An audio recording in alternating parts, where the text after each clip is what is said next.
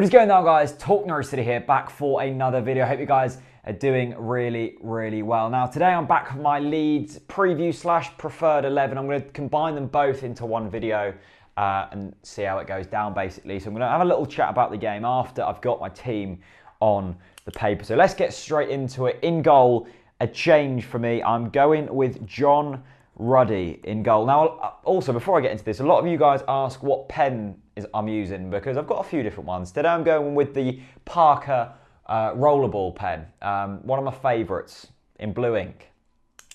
What can you do?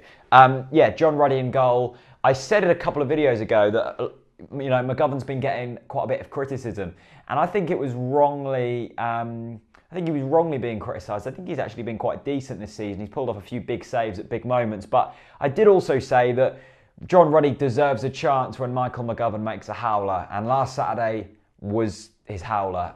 The first goal was just ridiculous. I've never seen anything like that.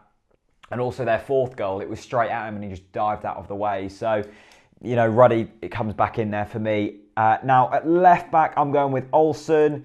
Fairly... well, just our best left back, our only left back. So he goes in there.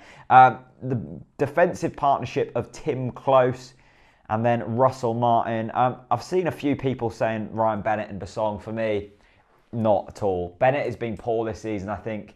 He was dreadful against Brighton. Not that anyone was good against Brighton, but he's had a few, difficult games. And I think Martin at centre-back has actually worked, well, I say worked nicely. He's been better than all of the rest of the combinations. A lot of people actually saying for Basong to go in there as well. Can you remember the last game we played Sebastian Basong in a league game? How did that go? Yeah, just have a thought about that one. And also in at right back, I'm praying that he's back from injury. Ivo Pinto, a man that has missed 3 league games this season and we've lost every single one of them. So it shows the impact he has on this side. He's imperative to the way we play football, the way we attack, the way we defend. Ivo Pinto epitomises what Alex Neil is trying to do. And without him in the team, you start to really struggle. Now, I've also changed the formation. I think it's time for a change. I think Alex Neil has to change things. If we keep the same players in the same formation and we go on to lose or not win this game at the weekend against Leeds, then he's going to be under a lot of criticism, and it could be the end of a job for him. So for me, I'm going to revert back to a 4-4-2, the classic 4-4-2. Out on the left, I'm going to put Wes Hoolahan. Now, I know it's not ideal, and I know sticking Wes out on the left isn't the best thing in the world, but at the end of the day, I was thinking to myself, I was like, I want him in this team, but I just don't know where you put him in unless it's out on the left. Now, let's fill out the other players and then go back to that, shall we? So the defence midfield partnership, I'm going of Graham Dorrans, a man who's been absolutely exceptional this season. I think probably one of the standouts. And next to him, I'm actually going to put Louis Thompson in there, a player who's impressed me every single time I've watched him. I believe Tete is going to be suspended from this game due to picking up 5 yellow cards. How predictable of Alex Tete. So yeah, I think Thompson can certainly go in there and do a job. You can always bring... oh no, Malumbu's injured, isn't he? Yeah, Thompson, stick him in there. I'm not sure you could bring off the bench then. I'm sure we've got options. And then out on the right-hand side, I'm going to bring Jacob Murphy back into the side.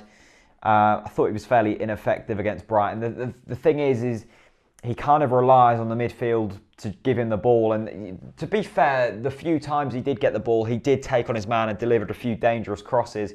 But, then Brighton had the second half onslaught and he didn't really get a chance. But he was okay, and I think at home against a slightly weaker side and hopefully a better performing Norwich side, he should have a few more chances to get at his man and maybe create a few chances. And then I'm going for a front two. It's fairly predictable, the front two I'm going with. I'm going with Oliveira and then Cameron Jerome. I haven't been that impressed with Oliveira. Even at Leeds when he scored, I thought he was poor for the majority of the game. He looks lightweight. He gets pushed off the ball too easy. His touch is poor. But I'm just thinking in a front two, it could work. Oliveira winning them knockdowns or Jerome winning the knockdowns and then someone, or Oliveira or Jerome in behind. So sort of the long balls are going to be thrown into him. He then wins the header, knocks them on, and then you've got a man running off them. It's always tough to play with one up front, especially when you're under the cosh, because you're punting these balls in, and Jerome actually wins, I'd probably say 60-70% of his headers, which is a decent return. but then there's no one in behind him. But, you know, I suppose that does then mean that we've got slightly less creative outlet. So you might have to be referring to the long ball. At the end of the day, for me, things have to change. It seems like teams have figured us out with that 4-2-3-1, and we seem to have lost all kind of knack of playing it. So I guess that's why I've gone for the change. In terms of Wes on the left, I suppose you could maybe stick Pritchard out there and drop Wes out of the team, but I just think we really need Wes Hoolahan in there, and I suppose he'll more often than not drift in there when we're attacking, and Dorrans can always push out to the left a little bit when to cover him. It is risky putting Wes out there, but to be honest with you, we don't have any cover going back anyway, so Wes not dropping back isn't going to be much difference to the other league games we've played in. Anyway, that's my team. As I said, it's Leeds at the weekend. Leeds are in good form. I think they've won something like 4 of their last 7 league games, something like that. 4 of their last 8 league games. They beat Burton 2-0 at the weekend at Ellen Road.